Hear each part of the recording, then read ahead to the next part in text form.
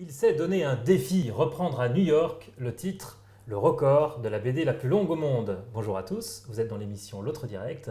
Je suis avec Mathieu Dez, directeur du festival Lyon BD.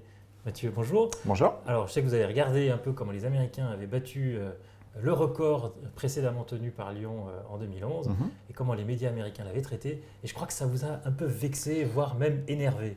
Ouais, c'est juste qu'en fait, j'avais pas vraiment regardé dans le détail ce qui avait été fait et communiqué là-bas. Et puis, je regardais hier une vidéo de USA Today qui parlait du record avec un côté très américain, breaking news, tout ça. Et puis, je les ai entendus prononcer cette phrase qui dit que le précédent record était tenu par un groupe d'étudiants d'écoles en France. Et j'ai trouvé ça un peu réducteur par rapport à ce qu'on avait fait, qui avait quand même réuni une école d'ingénieurs, une école d'art et toutes les équipes de Lyon BD. Donc sur le coup, je me suis dit, tiens, on avait déjà décidé de faire ce projet de reprendre le record de la plus grande BD du monde.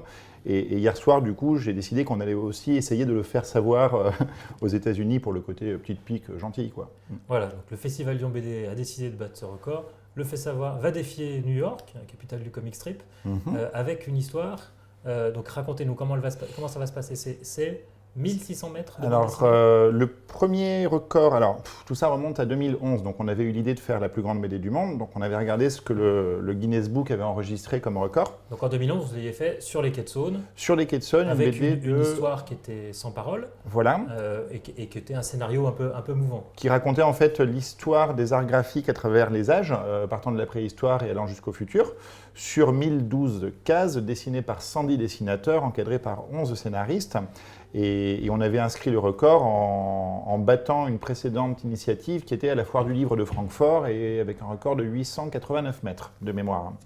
Donc là, les Américains à New York en 2014 ont fait une bande dessinée de 1200 mètres, donc ils nous ont battus de 200 mètres et on va en faire une maintenant de 1600 mètres pour mettre 400 mètres de... Et cette fois, vous ne faites pas les choses à moitié puisque vous fermez le tunnel mode doux de la Croix-Rousse pour installer donc, sur les 1600 mètres l'histoire, avec cette fois un vrai scénario, une vraie BD. Alors, combien de personnes il y avait déjà un vrai scénario et c'était une vraie BD, c'est juste qu'elle était sans parole.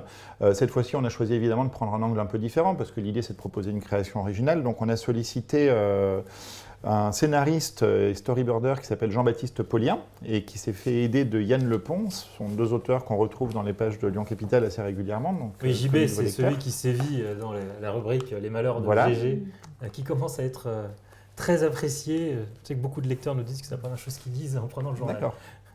Et donc on les a sollicités, donc on a fait un petit brainstorming avec eux et on a eu l'idée de ce pitch qui était de prendre un personnage qui s'appelle Léa, qui est une petite fille qui va trouver au musée des Confluences un stylo qui se trouve être une machine à voyager dans le temps. Et puis à partir de là, l'idée c'est que Léa va voyager dans le temps à Lyon entre l'an 0 et l'an 10 000, donc des bonds dans le temps, des aliens, des rencontres avec des personnages historiques dont Nostradamus et les Frères Lumière, tout un tas de rebondissements qui nous ont permis de faire cette bande dessinée que Jean-Baptiste, encore une fois, a vraiment pu dérouler sur 1600 cases. Et ce pitch, ce scénario, ce storyboard qui a été réalisé par JB et par Yann, ensuite a été dessiné par des étudiants de l'école Émile Coll à Lyon et des étudiants de l'école Josso à Barcelone, puisque Lyon BD est au milieu de 2 ans de collaboration avec la Catalogne. Et donc ce sera visible le 15 novembre. Le 14 et 15 novembre, dans le tunnel mode doux de la Croix-Rousse, donc sur 1600 mètres avec 1600 cases de 1 mètre de large chacune. Et c'est important de préciser que ça se lit dans le sens Rhône-Saône. Parce que si on se pointe côté Saône, il faut se taper 1600 mètres avant de les reprendre pour lire la BD. D'accord. Petite particularité. Alors, pour les autres événements de Lyon BD, parce que je sais que vous faites maintenant des choses un peu toute l'année, vous avez un partenariat avec le centre Jacques Cartier, vous allez faire intervenir des auteurs. Tout à fait. On va connaître bientôt le programme du 8 décembre. Je crois qu'il y aura de la bande dessinée à l'ordre du jour. Non. Non, pas de bande dessinée à l'ordre du jour. Non, pas de bande dessinée à l'ordre du jour. On avait esquissé un projet, mais qui n'a pas été au bout, parce que ça fait quelques années qu'on a envie de mettre de la bande dessinée dans la Fête des Lumières. Donc on réfléchit à des choses, mais ce ne sera pas pour cette année, donc on est encore en train de travailler là-dessus. Et par contre, effectivement, pour les entretiens Jacques Cartier qui auront lieu du 30 novembre au 3 décembre, avec qui nous travaillons régulièrement depuis quelques années et qui sont cette année dans une période de renouvellement de leur programmation, on a invité 2 auteurs, un Québécois, Jimmy Beaulieu, et un Lyonnais, Beignet, qui lui aussi sévit dans les pages de Lyon Capitale. Ces deux auteurs vont croquer les conférences, les colloques, illustrer tout ça. Tout ça sera diffusé sur un blog, donc on pourra suivre en bande dessinée et par des créations originales faites au fil des entretiens, toute la programmation des entretiens Jacques Cartier.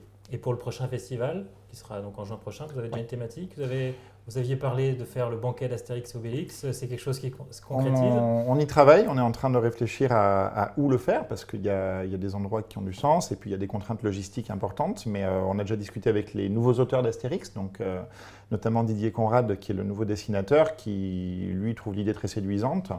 On en avait également parlé au maire de Lyon quand il était venu visiter le festival. Il avait trouvé cette idée tout à fait marrante. Il m'avait dit, je marche. Voilà, ça prend forme, c'est en cours. Et pour conclure, and now, Matt, you have something to say to New York City? Oui, je vais le dire en français. New York, c'est... Ah bah non.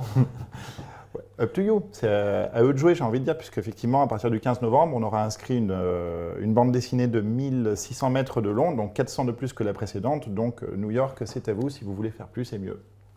Merci à tous, et puis je vous souhaite à demain pour une nouvelle émission de l'Autre Direct.